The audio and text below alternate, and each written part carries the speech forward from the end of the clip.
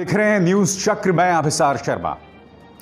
उत्तर प्रदेश में क्या हो रहा है उसके लिए मेरे पास शब्द नहीं है। हर हफ्ते उत्तर प्रदेश की कानून व्यवस्था पर मैं कार्यक्रम करता हूं। मुझे ऐसा लगता है कि यह सिलसिला शायद यहां थम जाएगा, मगर यह सिलसिला थमने का नाम नहीं ले रहा। मुख्यमंत्री योगी आदित्यनाथ के गोरखपुर से जो घटना उभर कर आई है ना, वो सिहरन पैदा करने वाली है।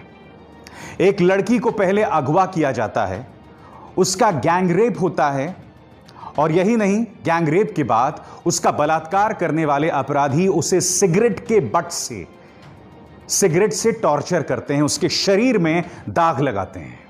15/8/2020 को थाना गोला में एक क्राइम लिखा गया था, जो 711/2020 अंडर सेक्शन 363, 376D, 326 IPC व 5 फॉस्को एक्ट में, जिसमें एक नाबालिग लड़की के साथ दुष्कर्म की बात थी, जिसमें उसको परिजनों द्वारा एक तहरीर दी गई थी। मुकदमा पंजीकृत किया गया, उस लड़की का मेडिकल कराया गया और आज दोनों अभियुक्तों की गिरफ्तारी कर ली गई है।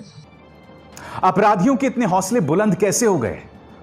उनके जहन में डर क्यों नहीं है? क्योंकि मुख्यमंत्री योगी आदित्यनाथ, मैं आपको फिर याद दिला देना चाहता हूं, जब आप मुख्यमंत्री बने थे तो आपने उत्तर प्रदेश की जनता को वादा किया था राम राज्य देने का, मगर राम राज्य तो कोसों दूर है। खुलेआम अपराधी जो हैं इस कदर घूम रहे हैं, उनके जहन में कोई डर नहीं है। मुख्यमंत्री जी, अपराधी आपको चुनौती दे रहे हैं, आपको सीधी चुनौती दे रहे हैं, और आपका प्रशासन, आपका पुलिस पूरी तरह से खामोश है।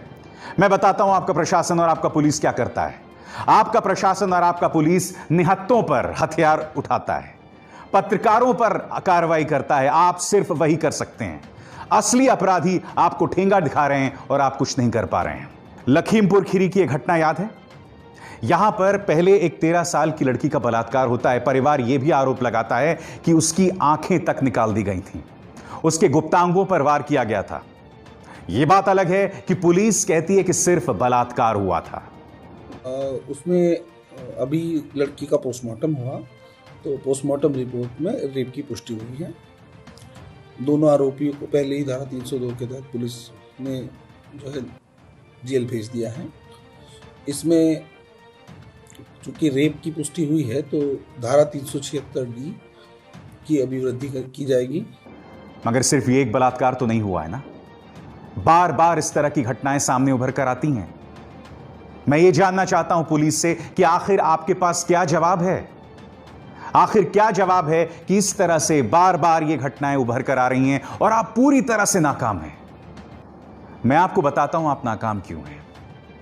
क्योंकि ना जनता को आप पर विश्वास रहा है, और जनता जब आपके पास जाती है तो आप उसके साथ बेरहमी दिखाते हैं।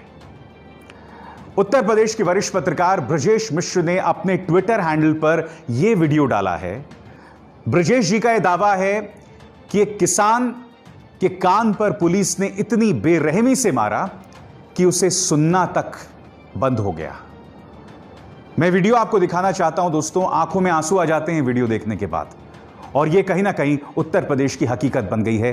देखिए ये वीडियो। हम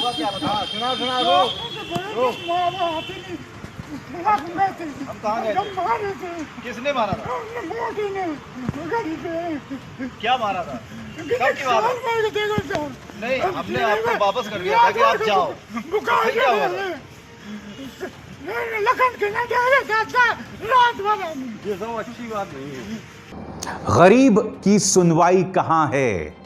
क्या वजह है कि कुछ लोग दबंग होकर घूम रहे हैं? जब अखिलेश जी की सरकार थी, अखिलेश यादव की सरकार थी, तो यह कहा जाता था कि हर थाने में एक यादव बैठा हुआ है। मगर अब क्या ठाकुरों की दबंगई के सामने प्रशासन पूरी तरह से नतमस्तक हो गया है? मैं आपको एक खबर बताना चाहता हूं, और यह खबर सिहरन पैदा करने वाली है। आपके स्क्रीन पर जनसत्ता की खबर। उत्तर प्रदेश में ठाकुरों के सामने नतमस्तक नहीं हुआ दलित प्रधान तो गोलियों से भून डाला गया। इलाके में तनाव, भारी पुलिस बल तैनात। खबर क्या है, मैं आपको उसकी 2 पंक्तियां पढ़ के सुनाना चाहता हूं।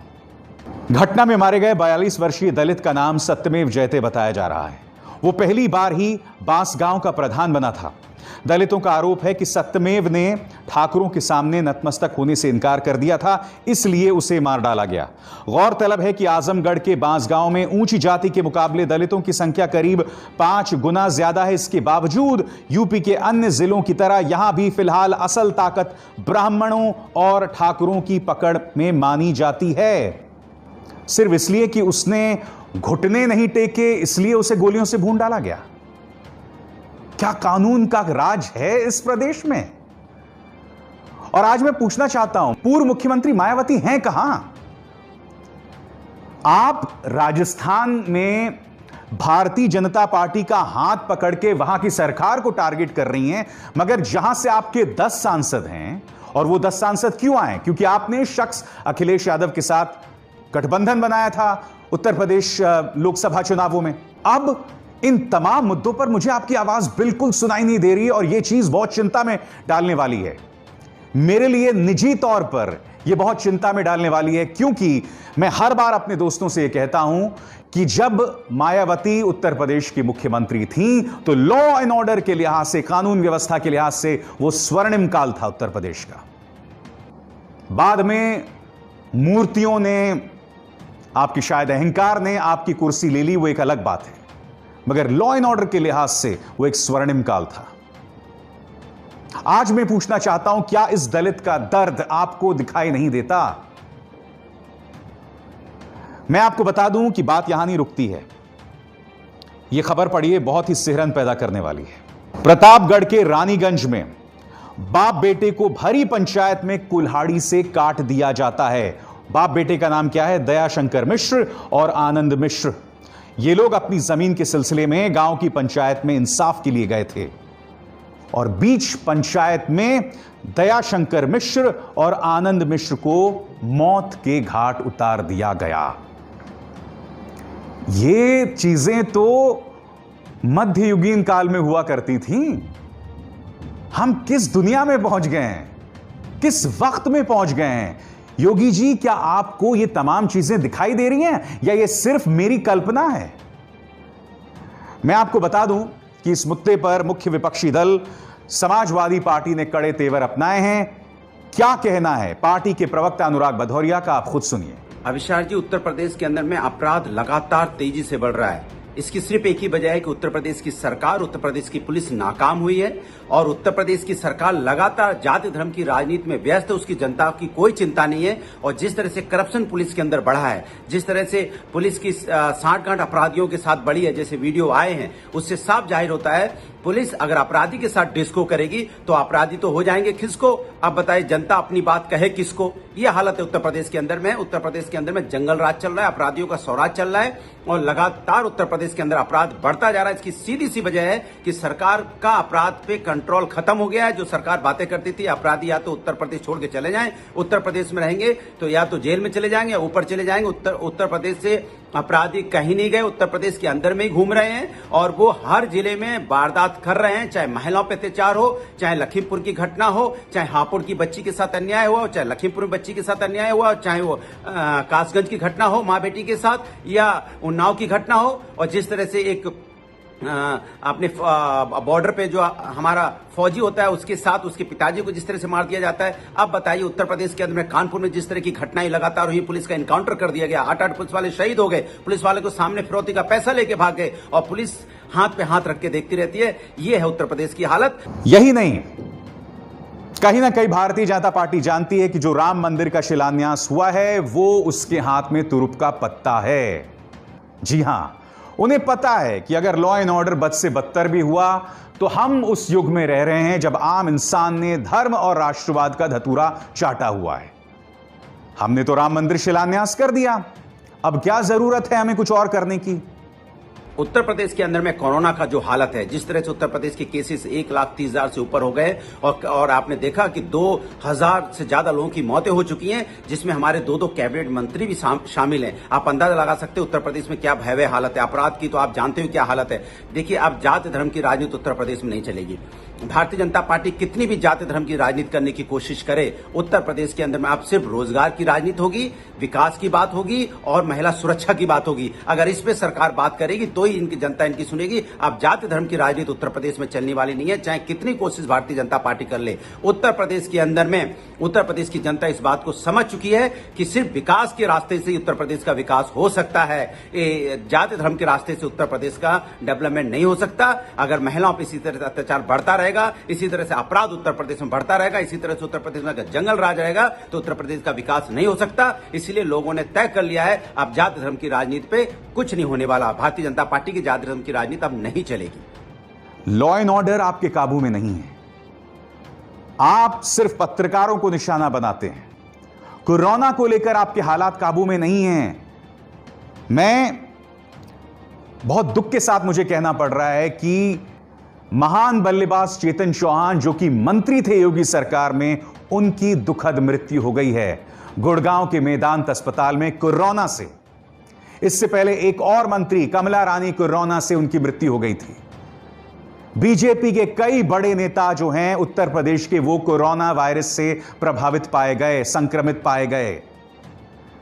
हकीकत यह है और इस हकीकत से दूर मत भागिए।